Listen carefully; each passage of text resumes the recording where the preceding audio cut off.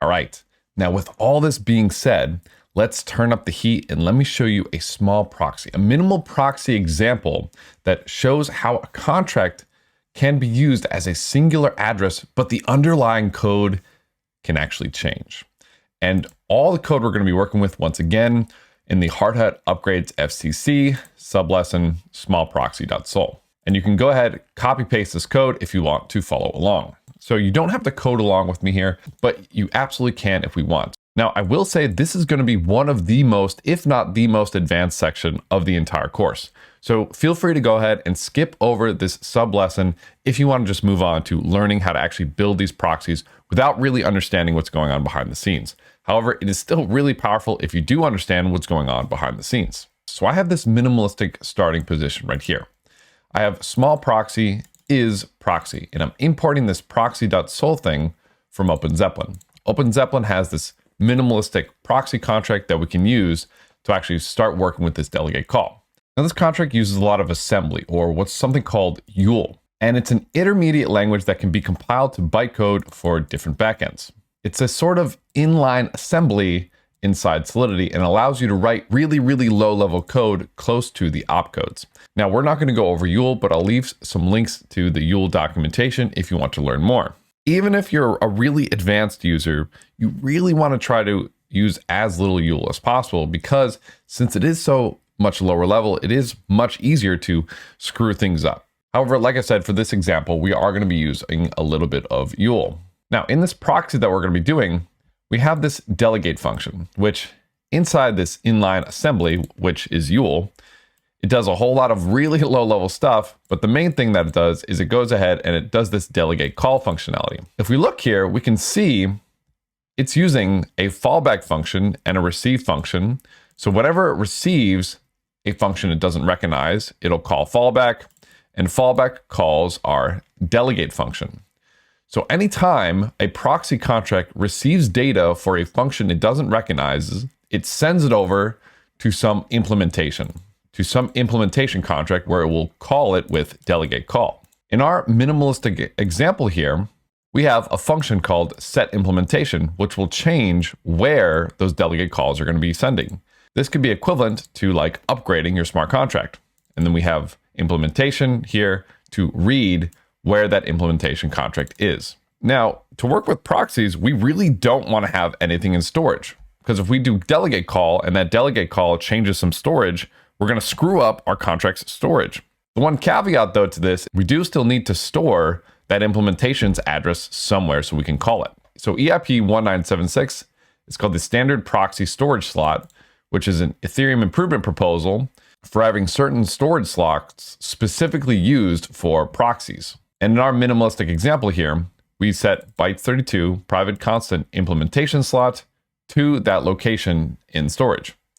And we'll say, okay, whatever is at this storage slot is going to be the location of the implementation address. So the way our proxy is going to work is any contract that calls this proxy contract, if it's not this set implementation function, it's going to pass it over to whatever is inside the implementation slot address. That's what we're going to build here.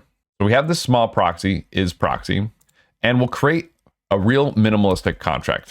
So we'll say contract implementation A, and we'll just give it a uint256 public value, and then function set value, uint256 new value, public. We'll say value equals new value. And so this is going to be our implementation. So now, anytime somebody calls small proxy or small proxy contract, it's going to delegate call it over to our implementation A, and then save the storage in our small proxy address. So we're going to call our small proxy with the data to use this set value function selector. So let's make it a little easier just to figure out how to get that data by creating a new helper function. We'll do function get data to transact. And we can get the data using the ABI.encode with signature that we learned in an earlier lesson. So function get data to transact. We'll pass it a uint256 number to update. So we'll give this the number we want to call a new value. We'll have this be a public pure, that's going to return 8 bytes memory. And we'll just say return abi.encode with signature set value uint 256, comma, number to update. So you'll remember this from our call anything section. And if you don't remember how to do that, remember to refer back to our NFT section to learn how to call anything and use abi.encode with a signature, and call anything with its raw bytes. We're going to get the data to transact. And we know that when we call implementation A from our small proxy, we're going to update our small proxy's storage. So we'll create a little function in Solidity just to read our storage in small proxy. So we're going to say function read storage, and this will just be a public view. And we'll do returns uint 256 value at storage slot 0. And we are going to use a little bit of assembly here since we are doing all this low level stuff. And we're going to call the sload opcode to read the value at storage slot 0. We'll say value at storage slot 0, and we're going to set it. And then in assembly, this is how we set things. We're going to set it equal to sload of storage slot 0, and then it will return this value here. So we're reading directly from storage. Oops, and then we need a little parenthesis here, sorry. So let's go ahead and deploy our small proxy, and let's deploy our implementation A. Now, our small proxy has a function called set implementation. So we're saying, okay, anytime we call this proxy contract, we're going to delegate call the functions over to here. So we're going to grab implementations A's address, paste it into set implementation 777. So this is the data of set value uint 256 with that number to update encoded in it. So if we call our small proxy with this data, our proxy contract is going to go, oh, okay, this is a function.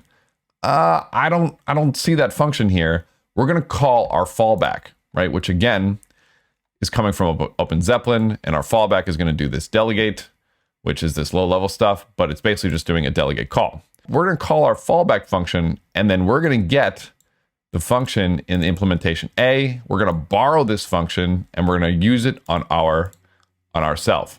So if I copy this, the implementation has been set to being this address down here. So all the logic is going to be down here.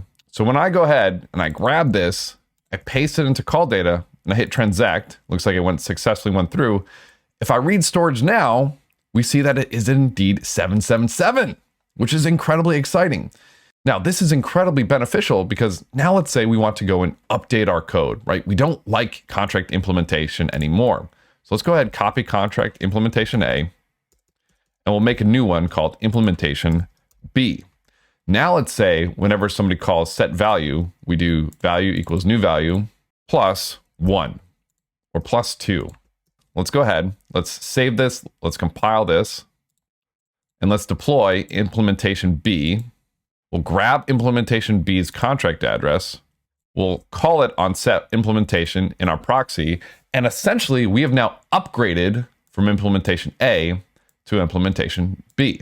Now, if we use this same data here, we're still going to call set value with 777, but instead we're now delegate calling to implementation B instead of implementation A. So if I put this data into the low level call data and I hit transact, it looks like it went through. Now I read storage, and now is 779 since doing value equals new value plus 2. So this is a minimalistic example of how upgrading actually works. Now this is incredibly beneficial because we can always just tell people, hey, make all your function calls to small proxy and you'll be good to go. But like I said before, this also means that the developers of this protocol can essentially change the underlying logic at any time. This is why it is so important to be sure to read contracts and check to see who has the developer keys and if a contract can be updated. If a contract can be updated and a single person can update it, well, guess what? You have a single centralized point of failure, and technically the contract isn't even decentralized. Now, something else I was talking about in the video is function clashes, function selector clashes. Right now, whenever we call set implementation, The proxy function set implementation gets called because we don't trigger the fallback because we can see the function is here. However, if I have a function called set implementation in our implementation, this one can never be called. Whenever we send a function signature of set implementation, it's always going to call the one on the proxy.